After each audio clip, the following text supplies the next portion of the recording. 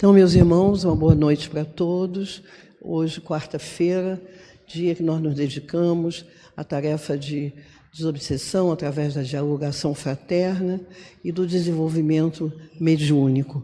Noite, assim, importantíssima, o ambiente já está absolutamente preparado e nós podemos ajudar os amigos espirituais que aqui estão, os amigos que também vêm, que já vão dar suas incorporações por necessidades maiores, nós podemos auxiliar criando uma sintonia luminosa, fazendo com que do nosso coração nós estejamos inteiros aqui, sabendo o belíssimo trabalho que vai ser realizado e cooperando assim em auxílio, aos nossos irmãos devotados dessa falange luminosa de Abel Sebastião de Almeida.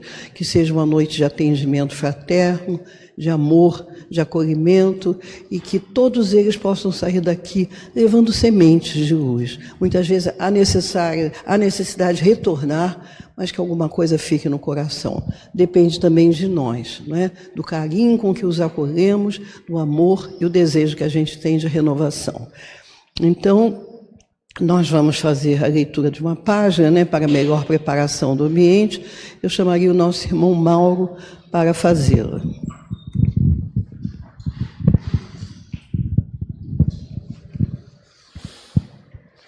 Boa noite, meus irmãos. Do livro Caminho, Verdade e Vida, pelo Espírito Emmanuel, psicografia de Francisco Cândido Xavier. A mensagem tem como título Pior para eles. Então começou a dizer-lhes: hoje se cumpriu esta escritura em vossos ouvidos. Isto está em Lucas, capítulo 4, versículo 21. Emmanuel desenvolve dizendo: tomando lugar junto dos habitantes de Nazaré, exclamou Jesus após ler algumas promessas de Isaías: hoje se cumpriu esta escritura em vossos ouvidos. Os agrupamentos religiosos são procurados quase sempre por investigadores curiosos que, à primeira vista, parecem vagabundos itinerantes. Todavia, é forçoso reconhecer que há sempre ascendentes espirituais, compelindo-lhes o espírito ao exame e à consulta. Eles próprios não saberiam definir essa convocação sutil e silenciosa que os obriga a ouvir, por vezes, grandes preleções, longas palestras, exposições e elucidações que aparentemente não os interessam. Em várias circunstâncias, afirmam tolerar o assunto em vista do código de gentileza e do respeito mútuo. Entretanto, não é assim. Existe algo mais forte, além das boas maneiras que os compelem a ouvir. É que soou o momento da revelação espiritual para eles. Muitos continuam indiferentes, irônicos, recalcitrantes, mas a responsabilidade do conhecimento já lhes pesa nos ombros, e se pudessem sentir a verdade com mais clareza, albergariam a carinhosa admoestação do Mestre no íntimo da alma. Hoje se cumpre esta escritura em vossos ouvidos. A misericórdia foi dispensada. Deu Jesus alguma coisa de sua bondade infinita. Cumpriu-se a divina palavra. Se os interessados não se beneficiarem com ela, pior para eles. Como hoje é um dia de dialogação, me fez refletir a respeito daqueles que chegam aqui revoltados, recebem a informação, os conhecimentos, inclusive antes de assumir o corpo do médium, no sentido da psicofonia, e muitas vezes não aceitam, mas a semente está lançada ali no coração deles de alguma maneira. Tá? Uma boa noite a todos.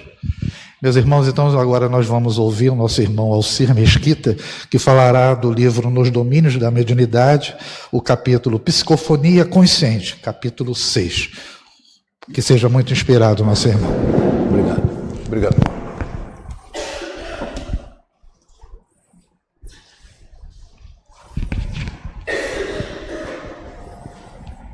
Boa noite, meus irmãos. Que Jesus, o nosso meigo e amado Mestre, nos ampare e sustente na noite de hoje.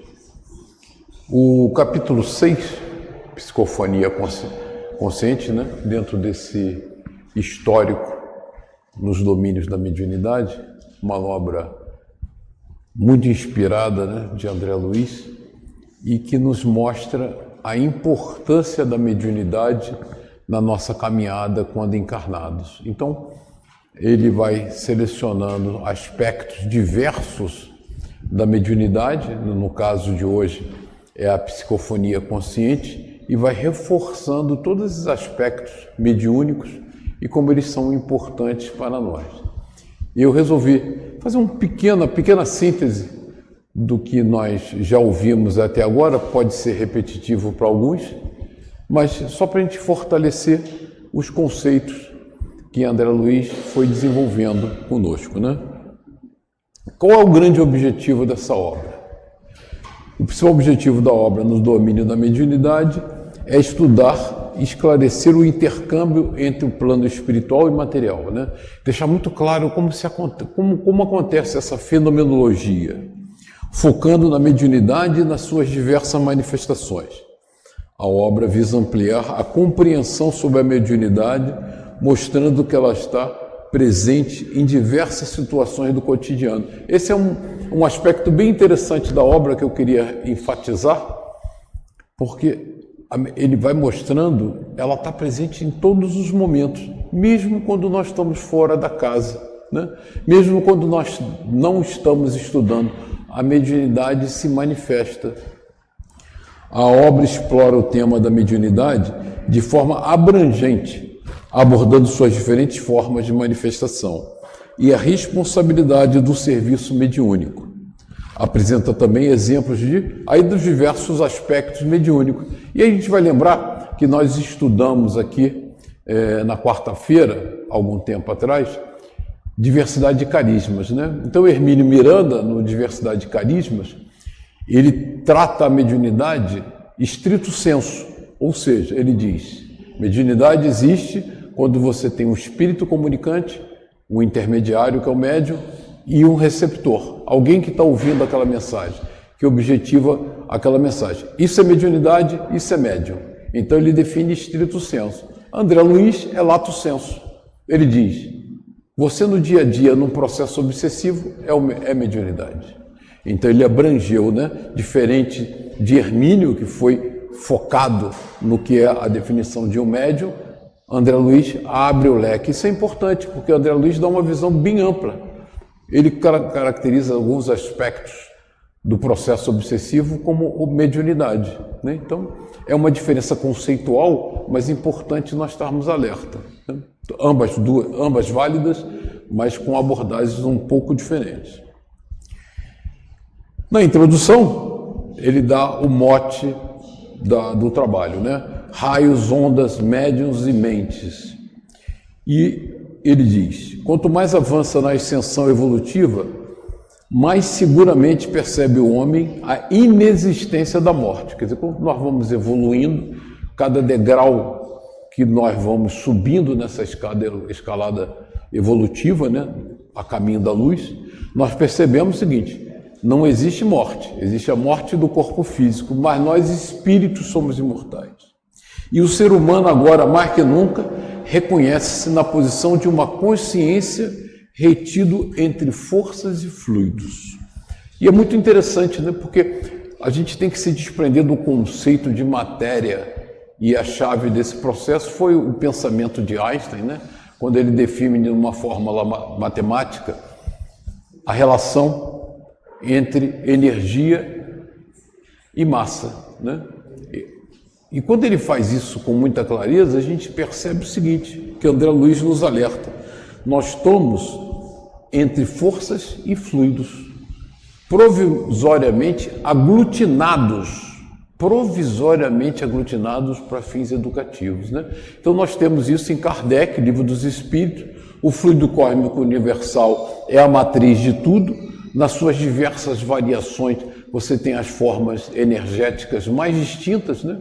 E na evolução da concepção humana das energias que vibram em torno de nós, a gente teve clareza que a matéria, na verdade, é energia condensada, né?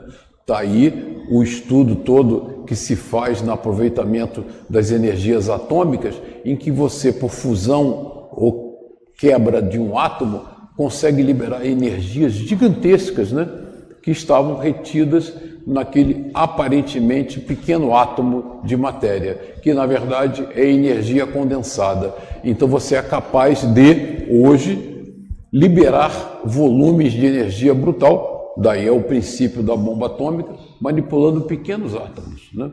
Então nós estamos conscientes que estamos aglutinados como matéria. Então nós estamos entre forças e energias.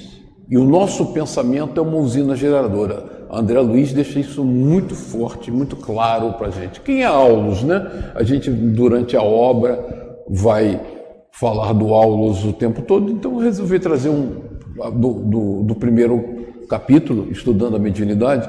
Aulus, nesse momento, está dedicando-se à obra de espiritualização do Brasil. Então ele participa do livro de André Luiz, orientando nesse trabalho evangélico, né, brasileiro. Ele esteve, né, com Swedenborg, com Kardec, com Bozano, né, Vitor Hugo, com os grandes pensadores da doutrina, reencarna no planeta, trabalha no planeta e, nesse momento, na espiritualidade, participa desse livro maravilhoso.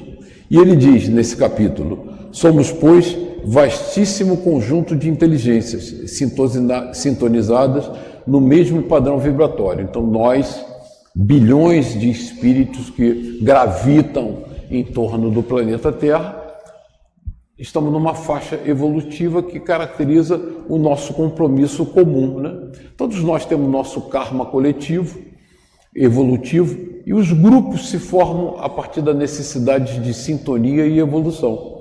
Não estamos nós aqui hoje reunidos no Centro Espírita Abel Sebastião de Almeida por acaso. Temos um compromisso com a doutrina e um compromisso com essa casa. Então vamos nos aglutinando nesses grupos aqui. E ele diz, nós formamos, por assim dizer, a humanidade terrestre, esses bilhões de espíritos, encarnados e desencarnados, né? Segundo a literatura, André Luiz mesmo, nós somos 1/3 encarnado e 2/3 gravidando na erraticidade. Então somos alguns bilhões, nesse momento 7 bilhões encarnados e um conjunto enorme de desencarnados, compondo assim apenas humilde família no infinito concerto da vida kármica. Então, esse grupamento de espíritos é um pequeno grupo que tem um karma coletivo com o planeta Terra. E ele diz mais ainda no capítulo 1, nossa mente, e eu ressaltei porque eu acho isso muito importante, é Descartes um núcleo de forças inteligentes, gerando plasma sutil que, a exteriorizar-se incessantemente de nós, oferece recursos de objetividade às figuras da nossa imaginação, que são as formas de pensamentos, né? Por isso que, no dia a dia, nós somos um livro aberto para os nossos obsessores, né? Porque eles não precisam ser muito sábios, porque nós criamos aquele teatro em torno de nós, formando aquelas imagens, né? Então, quando algum de nós tem um desequilíbrio por força de uma raiva, de um descontrole, a agressão que nós imaginamos, ela acontece de fato, não no mundo físico, mas no mundo espiritual, através das nossas formas de pensamento. Então tudo isso vira, né? E aí a importância do orar e vigiar. Por que orar e vigiar? Porque as formas de pensamento estão ali criando. Então imagina o obsessor nos observando no dia a dia, que delícia, né? Ele diz assim, ele vê todas as fraquezas, todas as brechas, todas as oportunidades para nos atacar. E aí, no capítulo 2, ele apresenta a figura do psicoscópio, que é bem interessante a gente saber como eles usam esse equipamento nas sessões mediúnicas, nos trabalhos doutrinários, né? Se o espectroscópio, que é a invenção nossa, que copia o psicoscópio, permite ao homem perquirir a natureza dos elementos químicos, localizado a enormes distâncias, porque aí eu fiz um diagrama simples, né? Você tem a fonte de luz, que é uma estrela, e você decompõe o espectro luminoso dela, e a partir do espectro luminoso dela, você sabe exatamente que componentes químicos compõem aquele planeta ou aquela estrela, porque a característica luminosa é própria de cada átomo. Então você chega, e como que você diz? Plutão tem essa composição química. Como você é capaz de fazer isso? Pelo espectroscópio, porque você decompõe a luz e pelo espectro luminoso daquela luz que você captou, você diz, ele é composto do elemento tal, a temperatura é tal, porque desvia para a esquerda, desvia para a direita, e se ele está se deslocando a uma velocidade muito grande, o efeito Doppler te informa que velocidade ele está... Então você é capaz de fazer uma análise completa. Como nós fazemos isso das estrelas, dos planetas, a espiritualidade faz da nossa moralidade, da nossa atitude com um psicoscópio. E aí a equipagem mediúnica, que é o terceiro capítulo, eu repeti aqui, porque André Luiz escolhe a dedo, né?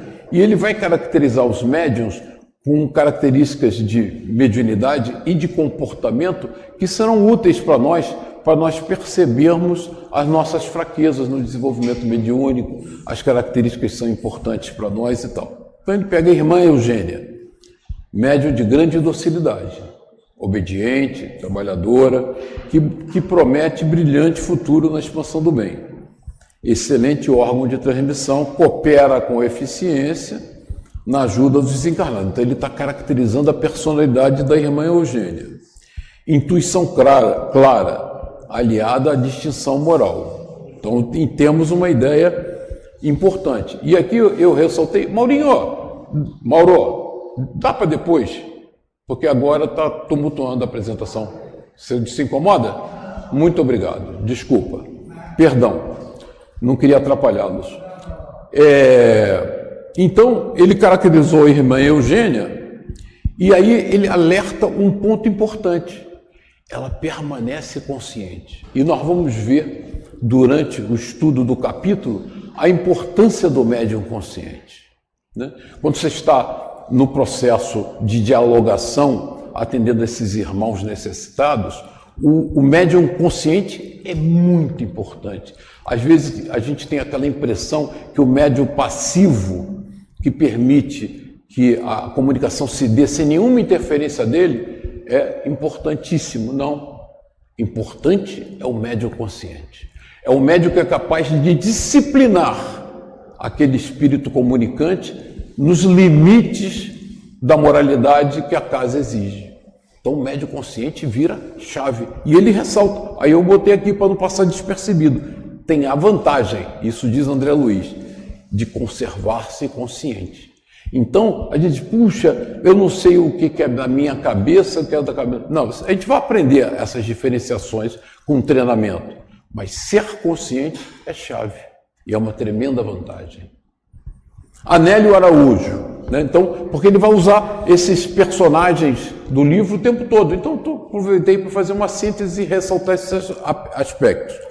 Vem conquistando gradativo progresso na clarividência, na clareaudiência e na psicografia. O que ele ressalta no Anélio Araújo? É um médium amplo, com várias competências mediúnicas, mas você vê que ele não fez nenhum perâmbulo moral sobre Anélio. Anélio é um ser comum como nós. A Eugênia, ele já diz, dócil, aplicada, tolerante, eficiente. Quem é o Anélio? Ele não fala nada por acaso. Porque Anélio é o médium que não estuda, é o médium que não pratica fora Eu estava lendo aqui o livro aqui, Emmanuel, e Emmanuel dizia, Jesus espera que a gente seja, e isso eu achei interessante, que a gente seja espírita o tempo todo, na casa espírita e no trabalho. Essa atitude nossa de ser espírita 100% do tempo que nos livra dessa esquizofrenia de nos comportarmos no mundo de um jeito e na casa espírita de outro. Não dá para ser assim. Emmanuel falou isso, e você vê o seguinte, ele não fala nenhuma virtude moral do Anélio. Antônio Castro, moço bem intencionado, olha só, ele não diz que ele é muito disciplinado, é muito dócil, ele diz bem intencionado. Ele não põe palavras ao vento, né? E senhor de valiosas possibilidades, sonâmbulo. Então ele já está explorando um outro tipo de mediunidade, o sonambulismo. Qual é o problema do Antônio Castro? Ele se desdobra e se afasta e deixa o corpo físico a matroca. Se você tem um obsessor de padrão moral muito elevado no sentido de perigoso, o Anélio comete uma falha. Porque na hora que ele deixa o corpo físico, se desdobra e se afasta, ele está correndo em risco. Ele prejudica o trabalho mediúnico, ele prejudica o trabalho dos mentores da casa. Então o Antônio Castro, ele vai dizer durante o capítulo, nós temos que estar sempre de olho nele, porque ele se desliga e vai embora. Não é assim que se faz. Irmã Celina é a joia da coroa, né? Devotada companheira de nosso ministério espiritual. Já atravessou meio século de existência física, conquistando significativas vitórias em suas batalhas morais. Então, a irmã Celina é uma pessoa que foi submetida a provas tenebrosas e demonstrou uma disciplina moral importante. Então, ela é uma médium muito rica, né? E aí as pessoas perguntam, e Hilário, que é o perguntador, né, do livro, fala para Aulus, então não tem mais problema. Ele falou, até aqui, tudo bem, não sabemos para frente, né? Usando um ditado em inglês, so far, so good.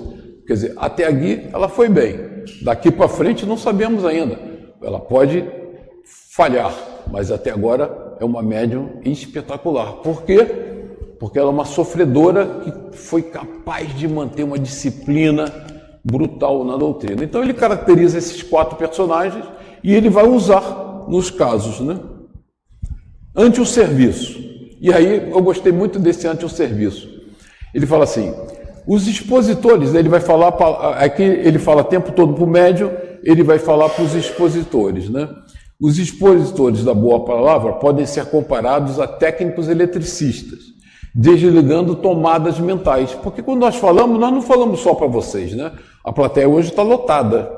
E esses espíritos que estão aqui nos assistindo, ouvindo a mensagem do André Luiz, começam a se sintonizar no bem, começam a entender. Então você vai desligando aquelas tomadas mentais, criando novos padrões de comportamento, através dos princípios libertadores que distribuem na esfera do pensamento.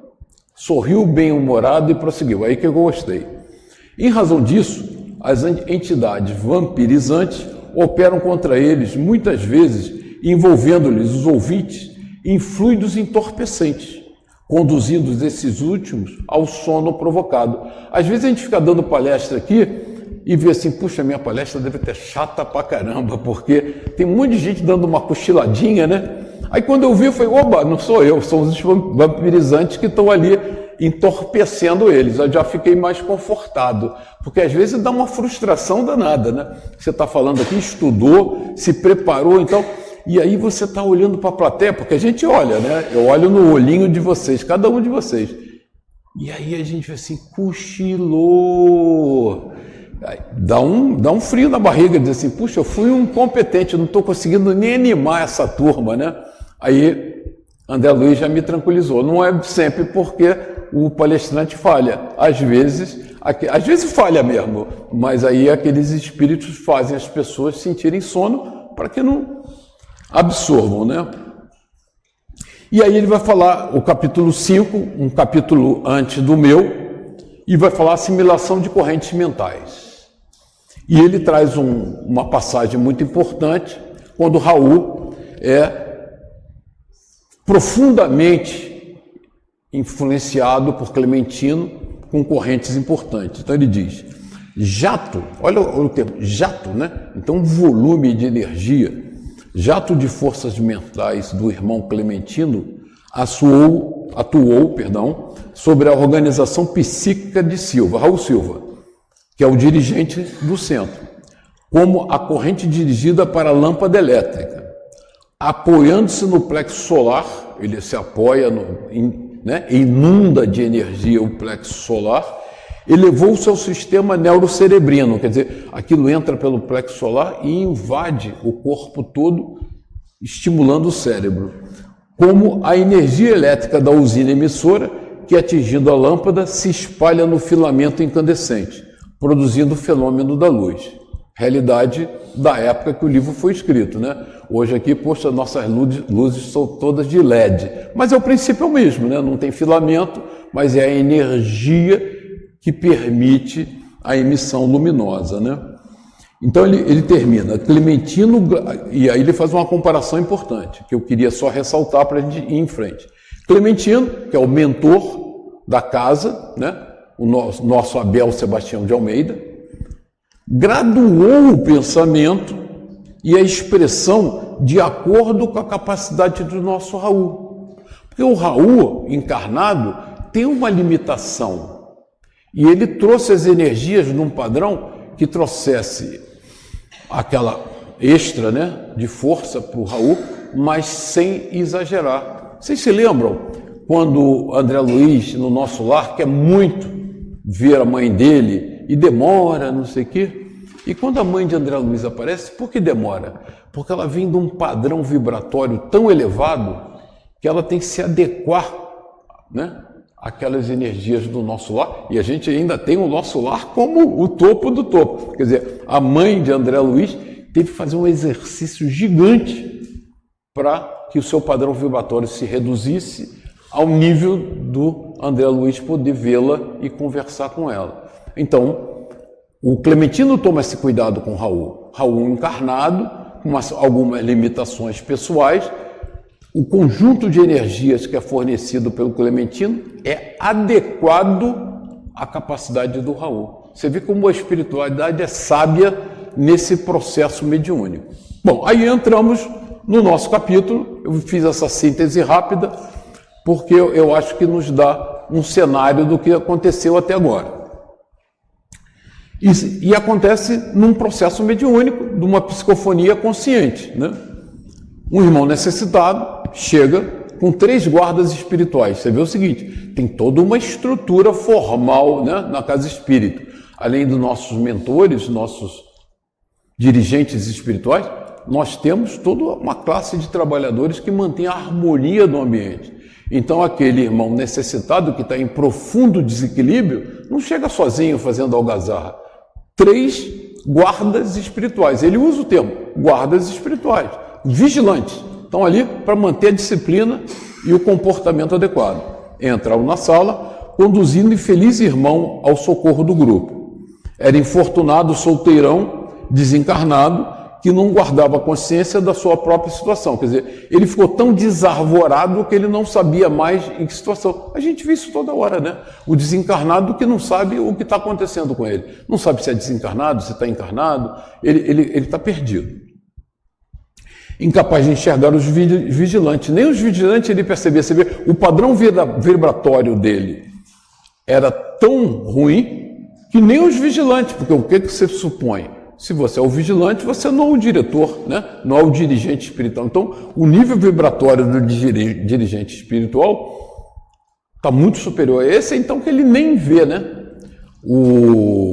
Existe um livro muito interessante da Zíbia Gasparito, que existe um processo obsessivo numa casa e a pessoa que é o objeto da obsessão é um comerciante que tem uma loja interessante, e eles querem destruir ele, e querem destruir economicamente para que a família passe por um monte de dificuldades naturais, né?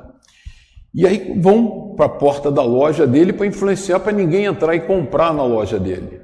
E as pessoas entram e eles começam a trabalhar, e nada, as pessoas entram, compram, saem, e eles induzindo ali.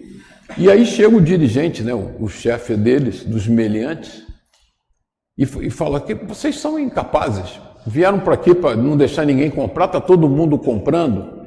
E ele vê os caras trabalhando mesmo e ninguém sensível àquela influência psicológica deles. Porque toda a estrutura da casa estava protegendo para que ele não sofresse aquilo. Era um bom trabalhador, né? Aí ele olha e ele observa: vamos embora, aqui tem mão de anjo. Quer dizer, eles não viam ninguém, mas tinham espíritos superiores ali cancelando aquela influência negativa, né? Nossos irmãos sofredores trazem consigo individualmente o estigma dos erros deliberados a que se entregaram. A doença como resultante de desequilíbrio moral, isso é muito importante para nós. A doença como resultante de desequilíbrio moral sobrevive nos perispíritos. Então, quando nós nos desequilibramos na matéria de qualquer forma, nós danificamos a tessitura perispiritual. E esse estigma nós levamos. Então, nós desencarnamos, mas nosso perispírito está de tal maneira danificado, desorganizado fluidicamente, que nós levamos, né? Então acontece, por exemplo, como o fumante que morre de câncer de pulmão e reencarna com um câncer. A criancinha diz: puxa, um anjinho tão bonitinho já está com câncer de pulmão, que injustiça. Não, não é uma injustiça. Foi um fumante inveterado, desequilibrado, que feriu as tessituras perispirituais. E como o nosso perispírito é a matriz biológica do novo corpo, você imprime aquele problema. Então, ele está alimentando que esse irmão sobreviveu, ele está alimentado pelos pensamentos que a geraram, quando esses pensamentos persistem depois da morte do corpo físico. Então, ele está com uma doença efetiva, ele tem um problema mental gravíssimo, fruto dessa desorganização que ele cometeu. Ele é um obsessor. Entretanto, adaptando-se ao organismo da mulher amada, o que acontece? Uma trabalhadora da casa espírita, daquela casa espírita, tinha um compromisso com ele de encarnações passadas, um compromisso muito forte, tinham atrações recíprocas, e o capítulo não vai chegar a esse ponto, mas nós vamos ver que a obsessão se dá de encarnado para desencarnado, desencarnado para encarnado, né? Mais tarde nós vamos estudar que quando eles começam a libertar a influência dele, ela traz ele de volta. Então, ela está com uma simbiose completa, né? Então, ela tinha dívidas importantes, ele resolve obsediá-la, que passou a obsediar. Nela encontrou um novo instrumento de sensação. É isso que esses irmãos nossos que vêm aqui, né, nas sessões de dialogação, querem. Eles estão tão afixados na sua vida material que, para ter as mesmas sensações, né, de comer, de beber, de fazer sexo e tal, eles usam alguém, porque aquele alguém ele induz ao exagero que permite ele se locupletar dessas sensações. Então ele encontrou nela novo instrumento de sensação, vendo por seus olhos, ouvindo por seus ouvidos, muitas vezes falando por sua boca. A gente vê isso toda hora, né? No livro... Meu Deus, esqueci o nome, mas do jornalista brasileiro, que ele desencarna, ele sempre teve o sonho de viajar. E ele falou: não, eu sei que eu estou desencarnado, eu sei que eu não tenho mais corpo físico, mas eu nunca viajei, vou viajar. E ele entrava nos cruzeiros e dançava, jantava, então ele escolhia aleatoriamente um e outro, criava sintonia, ele falou: vou dançar. Aí pegava aquela moça, dançava com ela, sentava com aquele senhor, bebia com ele, e ele foi, até que ele entrou num processo de sofrimento tão grande que ele viu que ele estava cometendo um engano, né? Então, falando por sua boca e vitalizando com os alimentos comuns por elas utilizados, inclusive, ou seja, não só os que ela utilizava, aqueles que ele desejava, que ele induzia ao consumo, né? Você vê que às vezes tem um descontrole comportamental que a gente pensa que é uma pequena indisciplina nossa, mas na verdade é uma sugestão importante que está sendo implantada. Nessa simbiose vivem ambos. E aí ele se ressalta a simbiose, eu já adiantei o capítulo futuro, porque é um influenciando o outro. Vivem ambos há quase 5 anos sucessivos, Contudo, agora a moça, subnutrida, perturbada, acusa desequilíbrios orgânicos de vulto, por haver o doente solicitado o nosso concurso assistencial. Somos constrangidos a duplo socorro. Ele tem que socorrer a trabalhadora da casa e o obsessor, mas ambos têm dívidas e ambos se influenciam. E mais tarde ele vai dizer, mas a gente está libertando ela dele e ela pede para voltar, porque há simbiose, né? Obsessão é uma via de mão dupla. Só existe obsessão porque tem obsediado e obsessor, né? Então a gente quase que pede, né? Sintoniza, cria a situação. O que é a simbiose, evolução do homem? Simbiose é um termo geral, biológico, que descreve qualquer interação próxima de longo prazo entre indivíduos de espécie. Na simbiose, o desencarnado permanece eivado de ódio, perversidade, enfermiça ao pé das próprias vítimas. Quer dizer, é um sentimento poderoso que ele fica ali perturbando, né, até levar a pessoa ao desencarne. A trabalhadora da casa, para que a possamos curar das fobias que presentemente a assaltam, como reflexo da mente dele. Então, as fobias, os desesperos, a doença eram fontes da mente dele, que se vê apavorado diante da realidade do espírito. É necessário o afastamento dos fluidos que a envolvem, assim como a coluna abalada pelo abraço constringente da era, reclama limpeza em favor do ajuste, né? Então, peguei uma foto de um processo obsessivo. Deolindo Amorim dizia isso: quando eu vejo num bar um alcoólatra, não vejo um, vejo muitos. Porque ele e seus obsessores, né, que alimentam aquele vício. Mesa de dialogação. Eu vou pegar um exemplo interessante, aconteceu comigo, por acaso o dialogador sou eu, aconteceu nesta casa, uma sessão atrás, e o espírito se manifestou e estava trabalhando com uma irmã nossa, não importa. Qual o seu objetivo de se aproximar dessa irmã? Ele diz, perturbá-la, objetivamente, divertido inclusive. O que você ganha com isso? Você vai perturbá-la para quê? O que você ganha com isso? É um trabalho muito amplo, somos muitos. Isso fica uma advertência para nós todos, tá? Essa passagem aconteceu, é um fato, não é do livro, aconteceu aqui nessa casa. Somos muitos. E eu pergunto, o que vocês pretendem ao fazer isso? Não temos nada contra ela. Só queremos destruir o trabalho desta casa, que tem nos incomodado. Eu falei, mas... Ele falou, não. Nosso trabalho, ao desequilibrá-la, nós estamos tentando desequilibrar todo o trabalho da casa de Abel Sebastião de Almeida. E por que isso? Ela falou assim, ela deu uma brecha.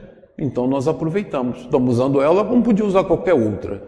Então é importante nós estarmos vigilantes. Por quê? Quando nós entramos no trabalho doutrinário, nós somos observados, nós vimos as formas de pensamento lá atrás, né? Então nós somos um livro aberto para eles. E quando eles se organizam no sentido que, opa, essa casa está me incomodando, né? Nós vimos isso aconteceu na Casa Espírita, também estudamos aqui esse livro. Eles dizem, opa, vamos ver quem está mais propício à nossa influenciação e vamos... Aí começa o disse-me-disse, a discórdia, né? E eles estão atuando. Ele falou, não, ela que deu brecha. E nós somos muitos, eu estou aqui, eu sou umzinho só. A minha missão é lá embaixo, tem uma equipe enorme trabalhando. Então eu resolvi ressaltar para a gente ver como que o processo obsessivo e mediúnico influencia na vida do nosso dia a dia e influencia na nossa casa. Então, Dona Eugênia, obedecendo às determinações de Clementino, localizar o sofredor ao lado de Dona Eugênia. Porque Dona Eugênia é uma médium consciente. Nesse caso do nosso irmão sofredor, qual a importância da Eugênia? Médium consciente vai manter ele rédea curta. Não vai deixar ele fazer qualquer algazarra que ele queira. Eis nossa irmã Eugênia, médium de... Aí repetir, só para a gente lembrar, grande docilidade, que promete, né? Mas que, está no capítulo 3, tem mediunidade consciente e muita disciplina. Obedecendo às determinações de Clementino, localizar o sofredor ao lado de Dona Eugênia, notamos que Eugênia alma, né? Ela, eu não gosto desse termo, desculpa, discordar de André Luiz, é muita audácia minha, né? Ela, porque Eugênia é ela, por acaso chamada de Eugênia. Ela se afasta do corpo, porque não existe alma, né? Dizer, eu e minha alma, não. Eu e meu corpo. O corpo é o detalhe. Eu sou o espírito imortal, né? Então a gente tem que ter isso sempre em mente. Notamos que Eugênia, ela, espírito, afastou-se do seu corpo, mantendo-se junto a ele, a distância de alguns centímetros, coladinha ali, ó, marcação homem a homem. Enquanto que, amparado pelos amigos que o assistiam, o visitante sentava-se rente ao corpo, inclinando sobre o equipamento mediúnico, a qual se justapunha a maneira de alguém a debruçar-se numa janela. Parecia uma enxertia neuropsíquica. Quem gosta de planta, o que é enxertia? Você pega um caule de uma planta muito resistente e pega uma planta mais sensível e faz uma enxertia, né? Você corta o caule no meio, faz um V na plantinha que você quer, prende ali, amarra, ela cresce usando aquele chamado cavalo, né? Enxertou. Então você faz ela ser muito robusta, porque você tem um caule robusto numa planta sensível, então ali é uma enxertia. Ele vai usar como uma enxertia neuropsíquica. E aí vem o fenômeno da psicofonia consciente. É o trabalho que ele chama dos médios falantes. Embora senhoreando as forças de Eugênia, o hóspede enfermo do nosso plano permanece controlado por ela. Olha a importância do médio consciente. Ela se afastou, cedeu o aparelho mediúnico para ele se manifestar, ele se assenhoreou do corpo, mas ela está ali controlando. Porque cada coisa que ele vai fazer, cada ato, cada palavra, ela controla. A quem se emana pela corrente nervosa, através do qual estará nossa irmã informada de todas as palavras que ele mentalize. Ele mentalizou, ela já sabe.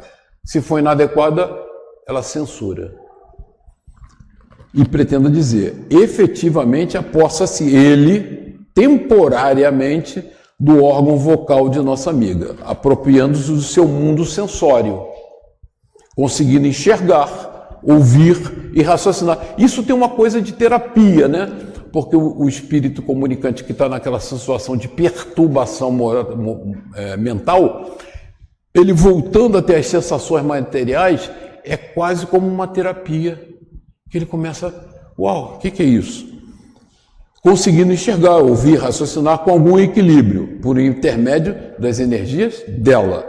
Mas Eugênia comanda firme as rédeas da própria vontade. Por que negrito? Porque esse é o papel nosso, de nós médiuns que fazemos psicofonia, manter o controle firme e rigoroso. Não podemos fazer com o nosso irmão sonâmbulo que se afasta e deixa o corpo a matroca. O freio, pela corrente nervosa, conhecer-lhe-á as palavras na formação, apreciando-as previamente, de vez que os impulsos mentais dele lhe repercutem sobre o pensamento sarnento, quer dizer, doente, como verdadeiras marteladas, porque como ele está num padrão vibratório muito inferior, para ela aquelas palavras, aquelas sensações, são quase como marteladas na mente dela.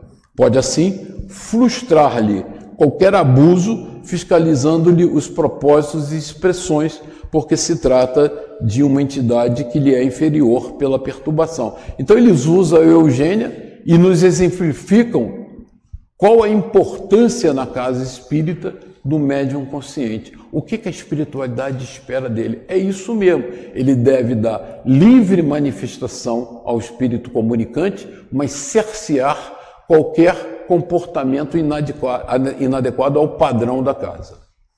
Responsabilidade do médium. O médium, pois, quando integrado nas responsabilidades que esposa, tem o dever de colaborar na preservação da ordem e da respeitabilidade na obra de assistência aos desencarnados, permitindo-os a livre manifestação, é fundamental, né? Não podemos ser um filtro horroroso, apenas até o ponto em que essa manifestação não colida com a harmonia necessária ao conjunto e com a dignidade imprescindível do recinto. Nós estamos numa casa de estudos, né?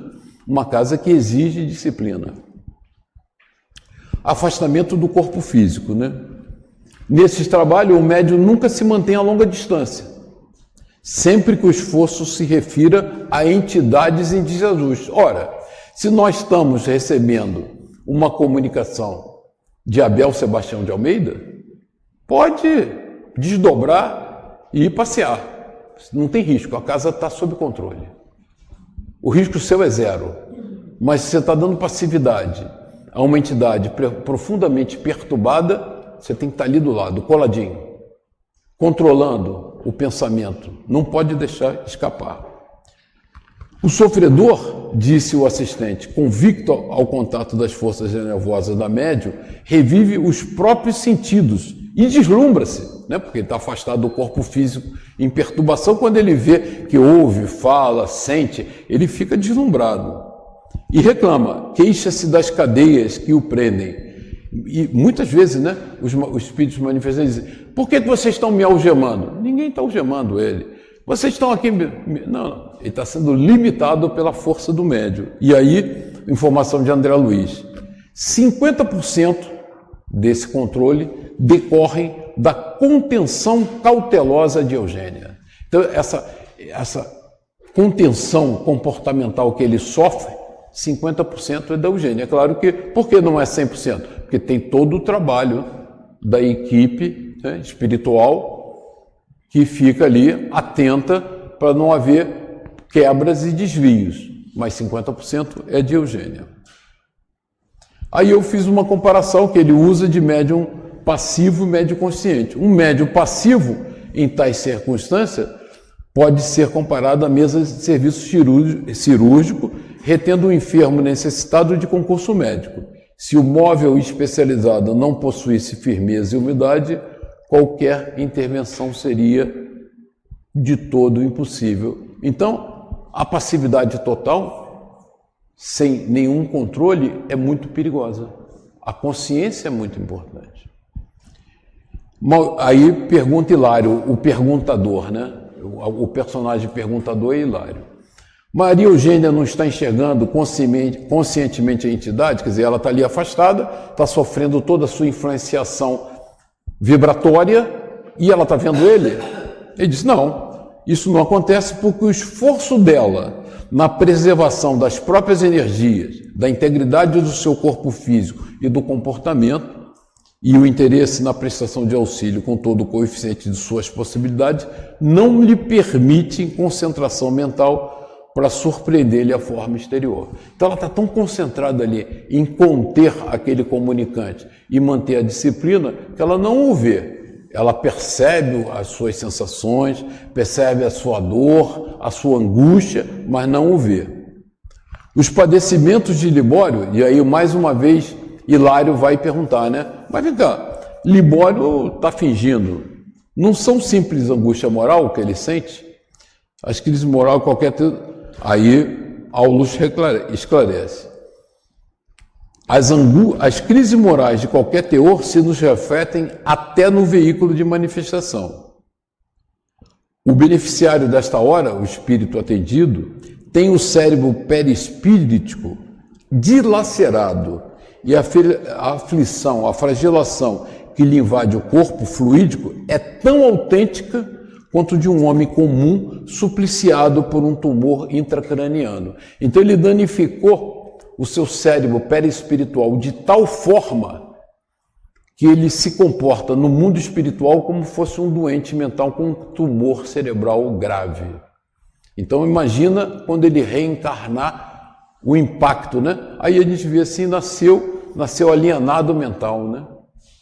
Totalmente alienado, uma criancinha, diz: poxa, onde está a justiça divina que permite que uma criancinha tão bonitinha, tão anjinho, nasça isso?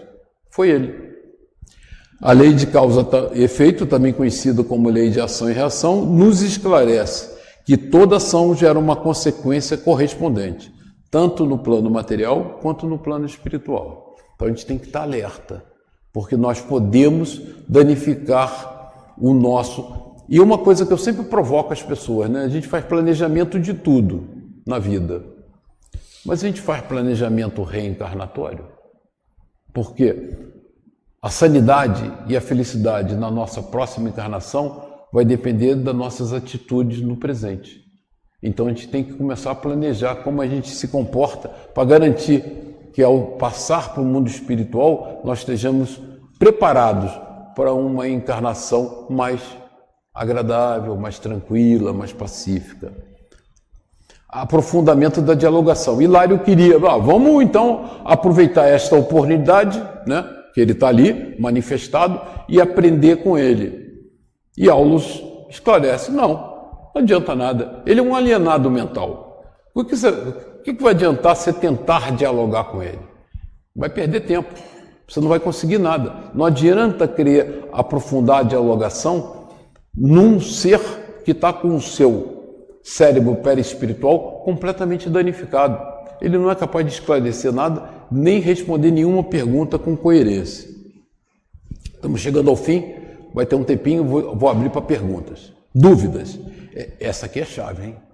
Essa parte do capítulo é importantíssima para todos nós. Consciente, a média é consciente, está controlando ali a manifestação do Libório, qual se encontra, e ouvindo as frases do comunicante, frases completamente loucas e sem sentido, que lhe utiliza a boca, assim vigiado por ela, é possível que Dona Eugênia seja assaltada por grandes dúvidas? E aqui é o perigo da falta de estudo e treinamento. Isso é possível, diz Aulus, concordou o assistente. O assistente é Aulus. No entanto, nossa irmã está habilitada a perceber que as comoções e as palavras desta hora não lhe dizem respeito, não vêm da mente dela. Como que se obtém essa certeza? Pelo estudo que nós estamos fazendo hoje aqui e pela prática mediúnica. Então você começa a saber diferenciar o que vem da sua mente, o que vem da mente do espírito comunicante. E essa firmeza é fundamental na nossa caminhada. E ele diz, mas se a dúvida a invadisse, insistiu Hilário. Hilário é o nosso perguntador profissional. Então, disse Aulus Cortês, emitiria da própria mente positiva recusa, expulsando o comunicante e anulando preciosa oportunidade de serviço. A dúvida, nesse caso, seria congelante faixa de forças negativas. Congelante faixa de forças negativas.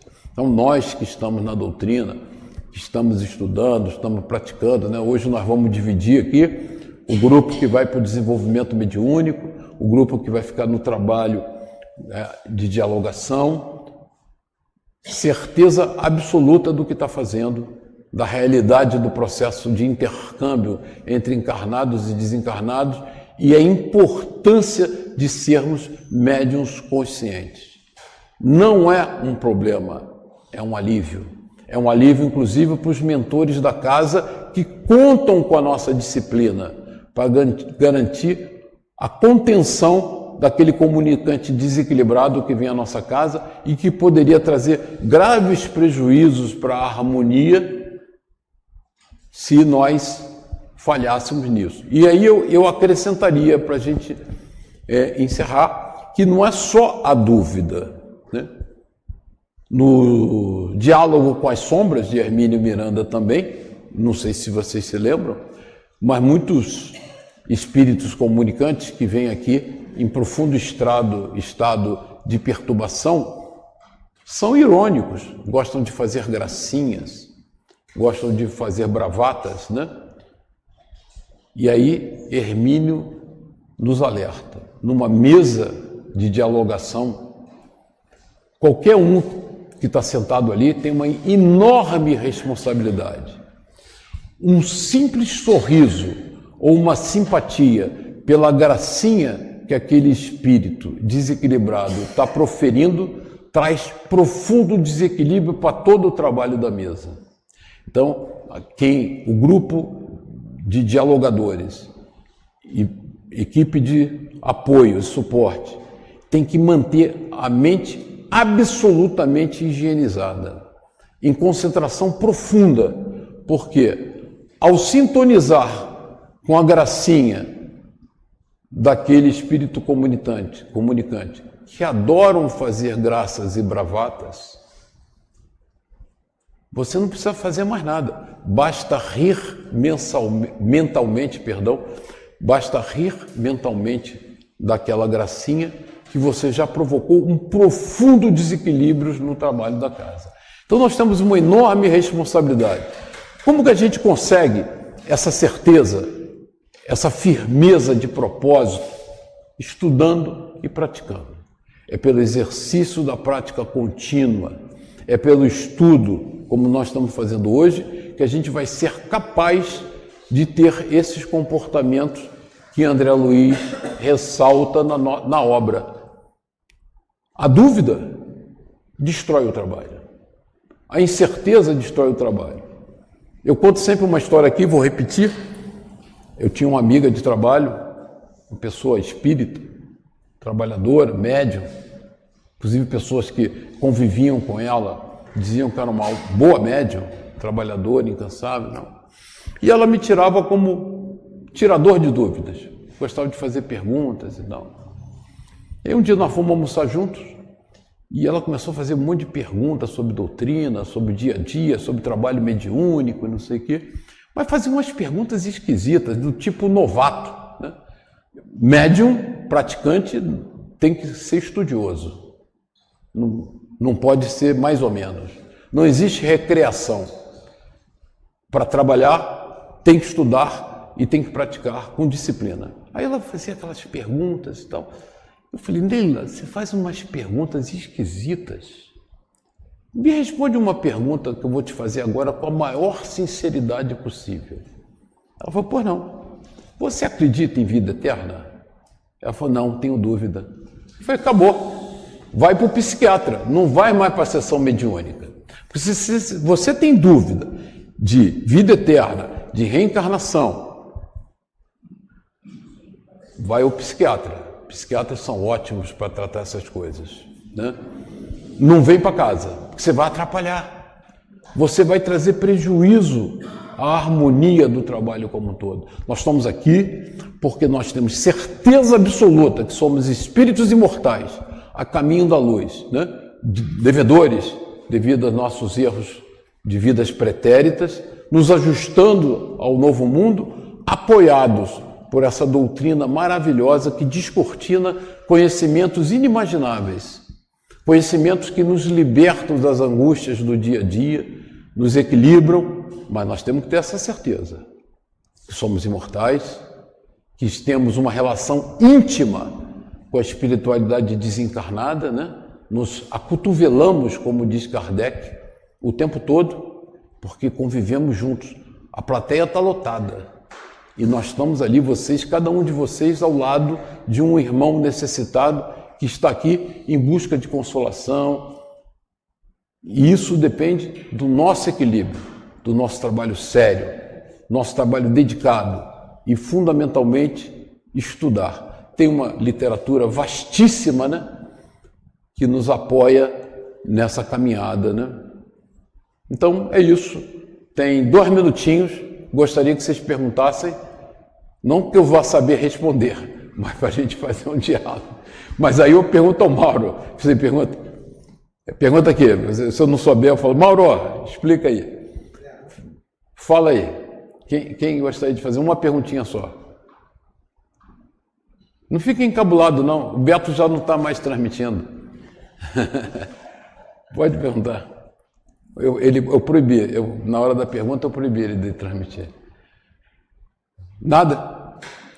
Então, eu agradeço muito. Vamos ter mais tempo de trabalho hoje mediúnico. Muito obrigado. Boa noite.